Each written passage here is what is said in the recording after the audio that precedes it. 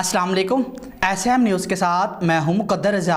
SM news studio में खुशामदीद। खबरों का सिलसिला बढ़ाते हुए खबशान करते हैं। कराची से पुलिस एहलकार ने फायरिंग करके साथी एहलकार और इसके दोस्त को कत्ल कर दिया। एसएम न्यूज़ के मुताबिक वाक़या कराची के इलाके BIB कॉलोनी में पेश आया, जहां मुलज़म ने होटल पर बैठे अफराद पर फायरिंग की कि जिससे 2 अफराद जाँ बाग हो गए। इसी हवाले से मज़ीद तफसीलात बता रहे हैं कराची से हमारे ब्यूरो चीफ जुल्फ़कार अली। ये जुल्फ़कार, आगाह कीजिएगा इस हवाले से।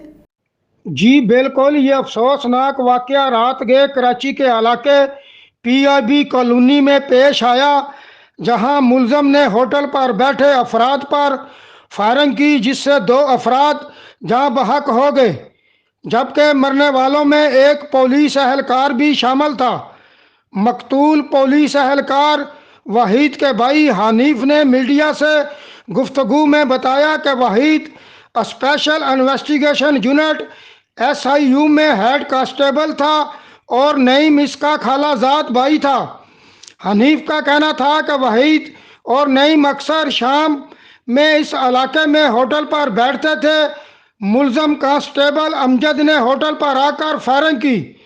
उन्होंने कहा कि इनके भाई का किसी से कोई झगड़ा नहीं था, लिहाजा मुलज़म के फायरिंग की वजह मालूम नहीं, जबकि मकतूल वहीद ने कभी मुलज़म अमजद के बारे में पहले कोई बात नहीं की।